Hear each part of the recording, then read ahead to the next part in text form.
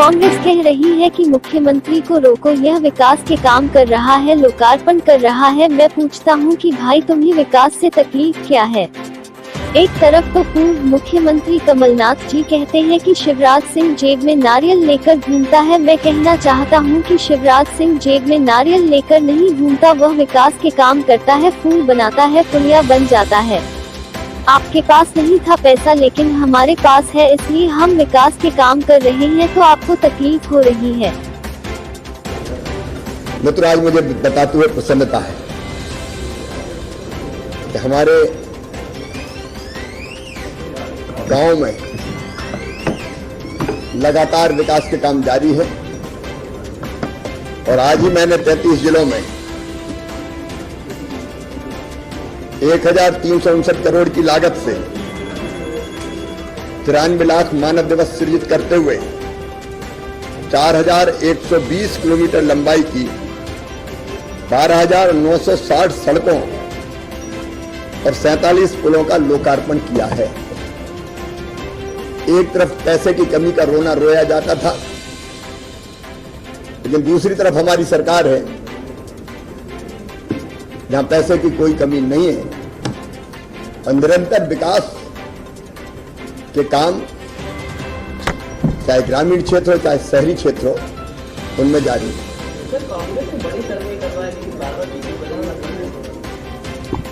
अब जो उनका मैटर है, सर्वे है या पता नहीं वो किस सोच में है। अब मुझे तो ये भी पता चला है कि वो कह रहे हैं, शिकायत कर रहे हैं कि ये मुख्यमंत्री को रोको, ये लोकार्पण कर रहा है, ये शिलान्यास कर रहा है। अरे भाई, विकास से तुम्हें तकलीफ क्या है? एक तरफ तो पूर्व मुख्यमंत्री नेता प्रतिपक्ष कहते हैं शिवराज सिंह नारियल लेके घूमता रहता है, हर कोई नारियल फोड़ देता है। कमलनाथ जी, नारियल नहीं फोड़ रहा हूं, सड़कें बनवा रहा हूं उनके साथ, पुल पुलिया बनवा रहा हूं, भवन बनवा रहा हूं, विकास के काम करवा रहा हूं। आपके पास नहीं था पैसा, हमारे पास तो पैसा है। अब हम अगर शिलान्यास और लोकार्पण भी करते हैं तो उनको तकलीफ होती है और वो शिकायत करते हैं रोको रोको रोको। चुनाव आयोग में जाते हैं, यह कोई चुनाव थोड़ी है जब शिलान्यास और लोकार्पण कर रहे हैं। ये कांग्रेस का विकास विरोधी कदम है। विकास के काम उनने तो किए नहीं, हम करते हैं तो चिढ़ते हैं। एक तरफ कहते हैं विकास के कामों का लोकार्पण शिलान्यास रोको और दूसरी तरफ कहते हैं नारियल फोड़ते हैं शिवराज सिंह, झूठ बोलते कहीं कोई काम नहीं होता। अब कौन झूठ बोल रहा है ये जनता भी समझ ले और आपके माध्यम से मीडिया भी समझ ले। कोरोना काल में गेहूं खरीदे कैसे दिक्कत होगी, लेकिन मैं आपको भी बधाई देता हूँ, विभाग को भी बधाई देता हूँ। कोरोना काल में जिसमें पंचायत ग्रामीण विकास का भी हमने सहयोग किया, स्वयं सहायता समूहों का भी सहयोग किया, रिकॉर्ड गेहूं की खरीदी हुई। 1,19,00,000 मीट्रिक टन से ज्यादा गेहूं खरीद के पंजाब को मध्य प्रदेश ने पीछे छोड़ दिया। और कोरोना काल में ये गांव थे, ये किसान थे जिन्होंने अर्थव्यवस्था को चालू रखा। 25,000 करोड़ रुपया किसानों के खाते में डाला गया। ये खरीदी का काम बहुत कठिन था, लेकिन ये भी हमने आसानी से करने का काम किया। दूसरी हमारी चिंता थी कि कोरोना काल में कम से कम मजदूरी दी जाए।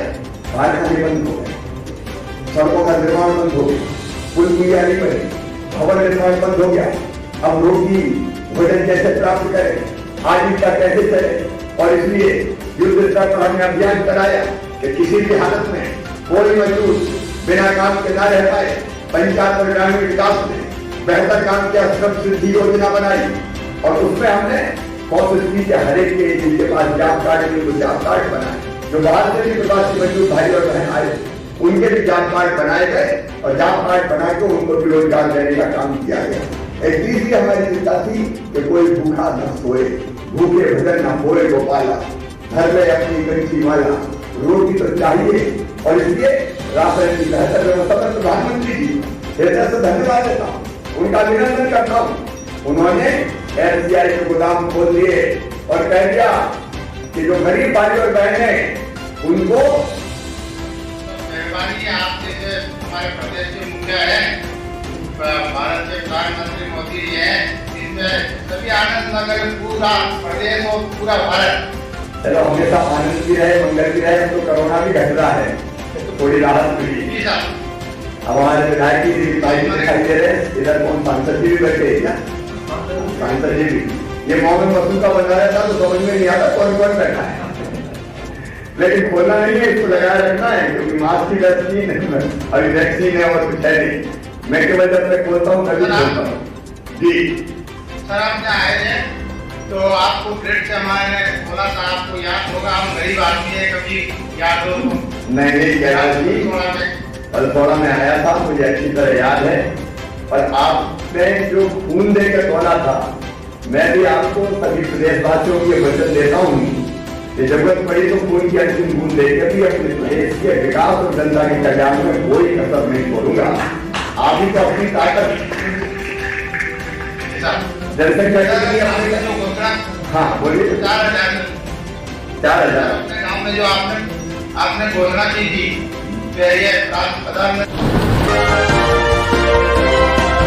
भोपाल गृह मंत्री डॉक्टर नरोत्तम मिश्रा का बयान, चुनावी सभाओं में 100 व्यक्तियों की सीमा को समाप्त किया गया है। सभाओं में मास्क और सैनिटाइजर का उपयोग और सोशल डिस्टेंसिंग जारी रहेगी। भारत सरकार के द्वारा जो नई गाइडलाइन कोरोना के संबंध में आई है, उसमें परिवर्तन हुआ है। गृह मंत्रालय द्वारा जारी गाइडलाइन में जो चुनावी सभाएं होंगी प्रदेश के अंदर, उन सभाओं में जो 100 व्यक्तियों की सीमा निश्चित की गई थी, वो अब समाप्त कर दी गई। लेकिन जो आवश्यकताएं हैं, जो प्रतिबंध है, वो मास्क, सोशल डिस्टेंसिंग, सैनिटाइजर का उपयोग, वो सारी की सारी पूर्ववत पूर्णतः जारी रहेगी।